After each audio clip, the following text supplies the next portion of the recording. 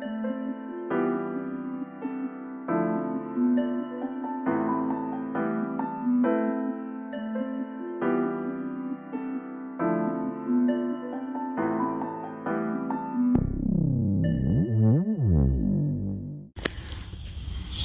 good Monday morning. That's probably going to screw up all the video in, isn't it? But anyway, we got some of our parts in for this, I won't call it a project, but service project, whatever you want to do.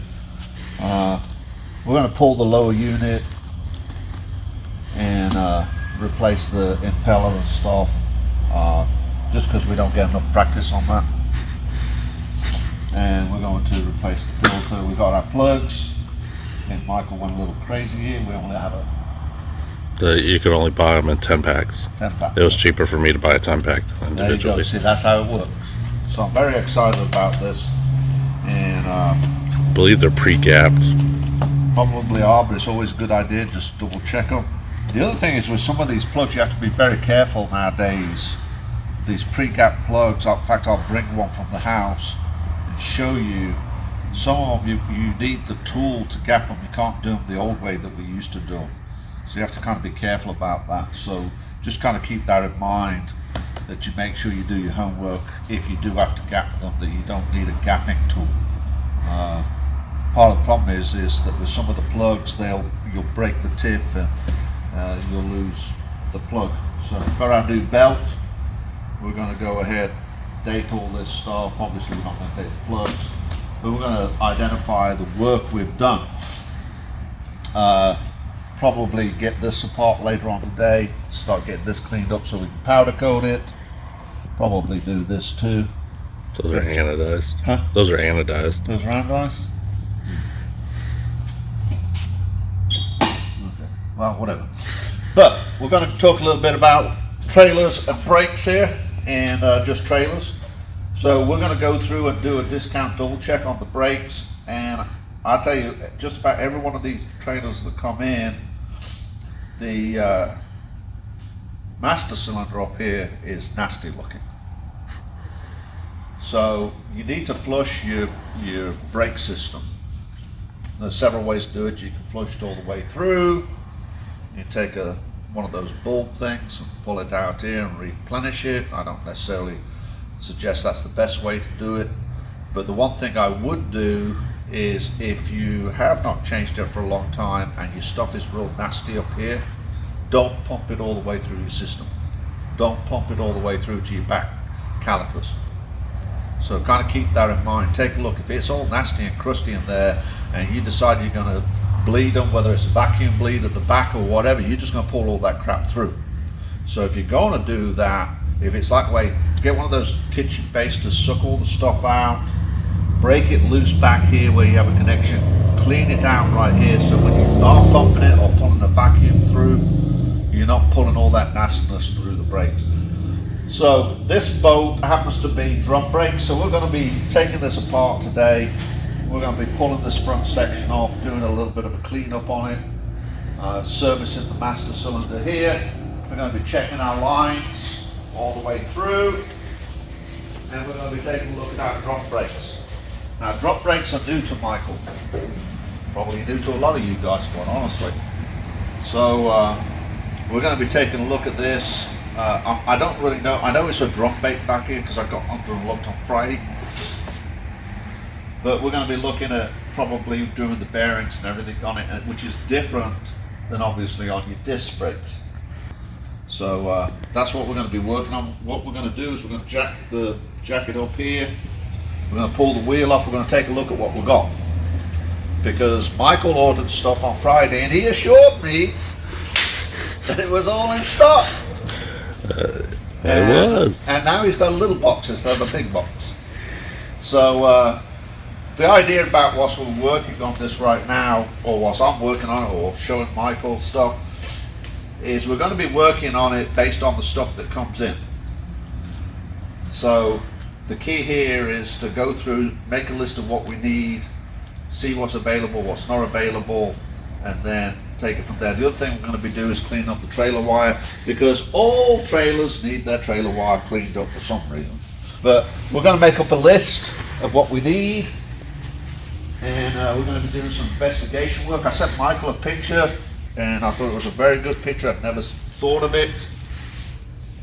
When you hook up to your trailer, you know, most trucks nowadays come with a trailer hitch attached. Put that on your list of things to double check, because I sent Michael a picture where the OEM one broke the welds, the entire thing come off. It was on social media, some of you all might have seen it.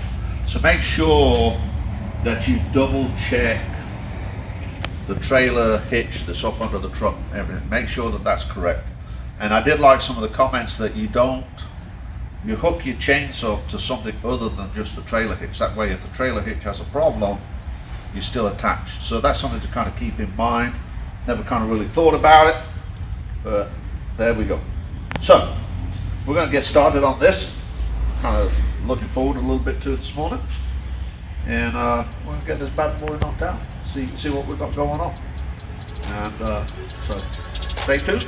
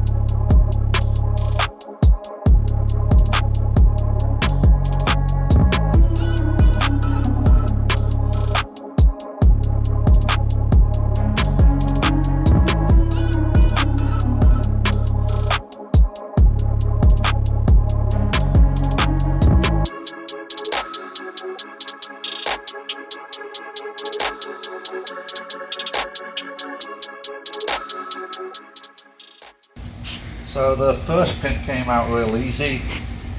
The second pin, I don't know if it was rusted in there or bent. It seemed to be bent. We had to go backwards and forwards to get it out. It took quite a while. So I don't know. We're gonna have to get some new pins. I'm gonna take the rest of it apart and see what we got here, and then we'll update you. But that was we didn't need to go to the gym this morning.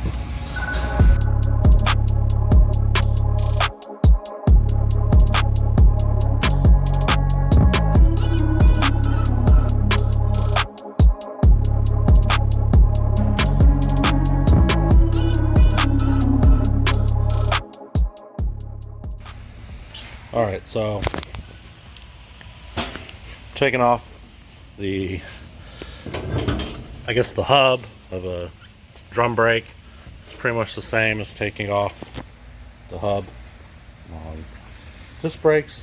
What you gotta do is you gotta tap off this bearing buddy. Usually you can't see, there's a cap here, so you're just gonna spin it.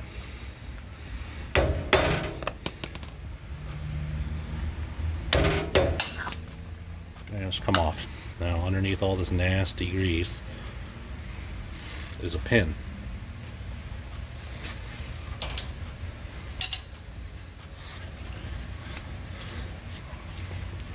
And what you'll do is take a pair of needle nose and you will bend that pin back like so. And take it out. Alright, now there's like a kind of like a cap thing, comes right out, and then there's a nut which should just be hand tight. So, might want to wear gloves while doing this.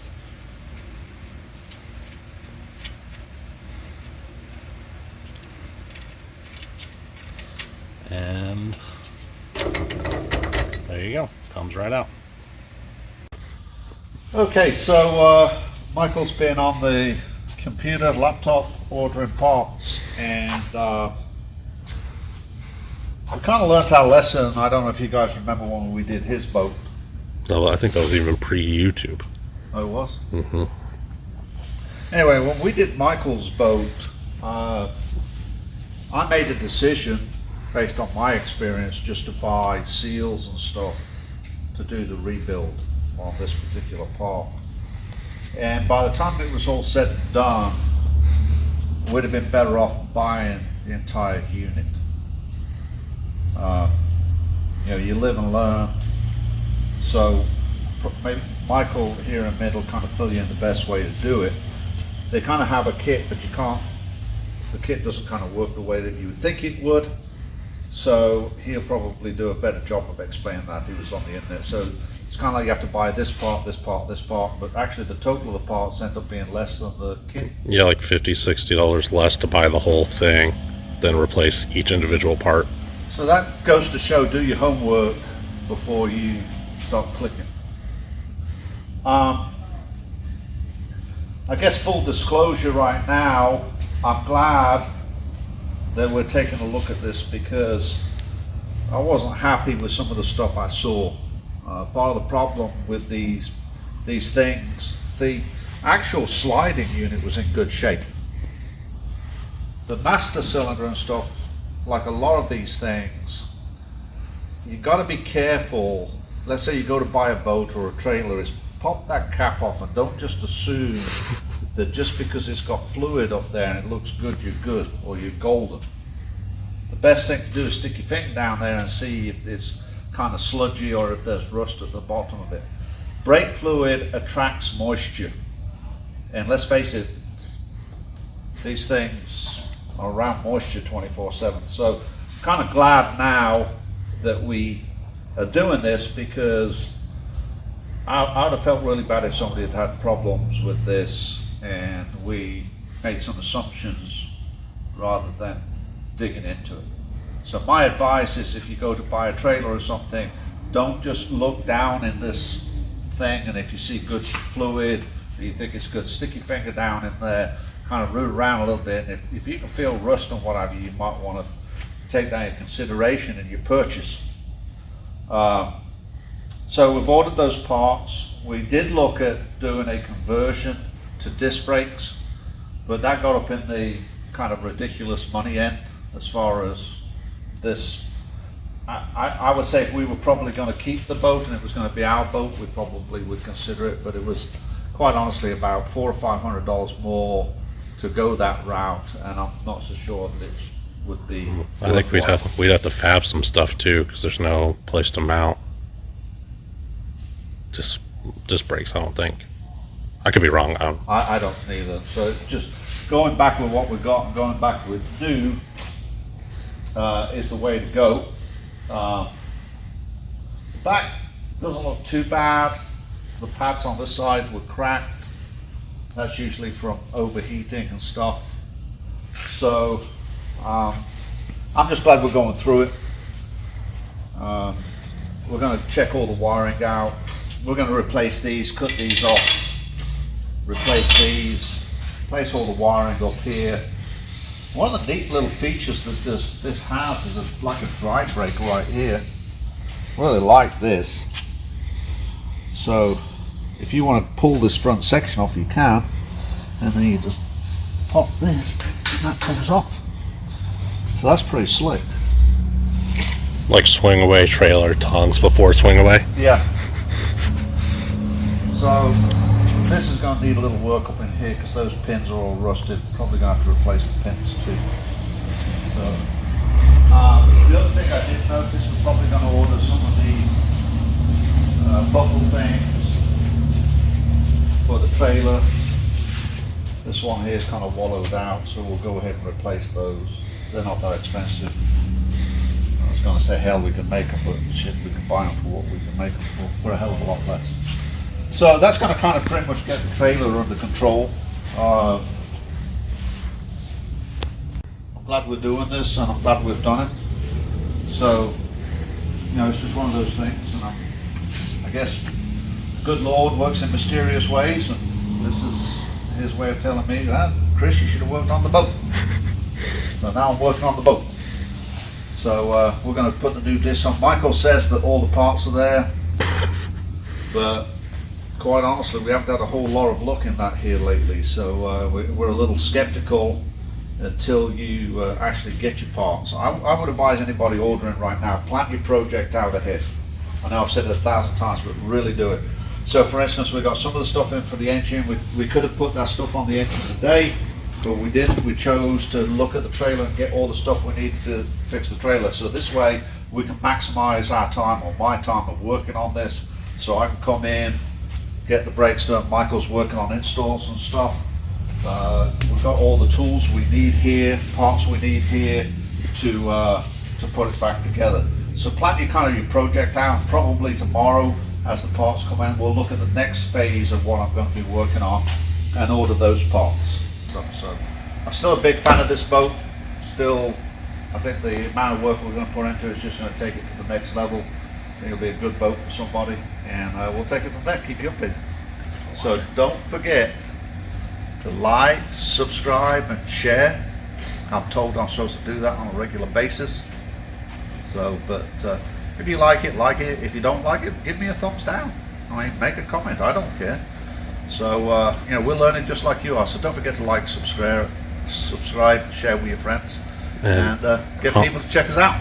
Comment down below your worst trailer experience.